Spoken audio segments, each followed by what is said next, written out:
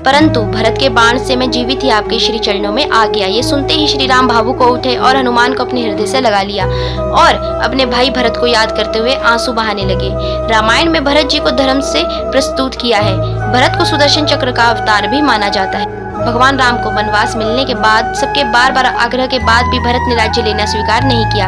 वे दल बल के साथ श्री राम को मनाने के लिए चित्रकूट गए थे। वहां जाकर भगवान श्री राम से मिलकर उनसे अयोध्या लौटने का आग्रह किया, लेकिन भगवान राम के मना करने पर उनकी चरण पादुका लेकर अयोध्या लौटे। नंदीग्राम में तपस्वी जीवन बिताते हुए वे श्री राम के आगमन की 14 वर्ष तक प्रतीक्षा करते रहे। श्री राम के वनवास जाने के बाद उन्होंने ही रघुकुल का सिंहासन संभाला था।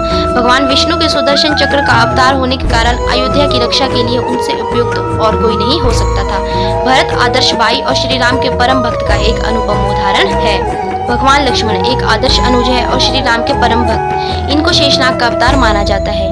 श्री राम को पिता ने वनवास दिया, किंतु लक्ष्मण श्री राम के साथ स्वेच्छा से वन गमन करते हैं। स्नेह तथा धर्म भाव के कारण श्री राम के साथ उनकी पत्नी सीता के होने से उन्हें आमोद प्रमोद के साधन प्राप्त है, किंतु लक्ष्मण जी ने समस्त आमोदों का त्याग कर केवल सेवा भाव को ही अपनाया। बड़े भाई के लिए 14 वर्षों तक पत्नी से अलग रहना वैराग्य का आदर्श उदाहरण है। अपने बाल्यकाल से श्री राम की परछाई बने रहने की परीक्षा तब सामने आई जब श्री राम को 14 वर्ष का वनवास हुआ। यद्यपि भगवान लक्ष्मण को वनवास नहीं हुआ था, परंतु फिर भी वे वन को साथ गए थे। इसके अतिरिक्त दुर्वासा ऋषि के आगमन पर श्री राम के वचन बंधन के कारण लक्ष्मण जी को मृत्युदंड मिला।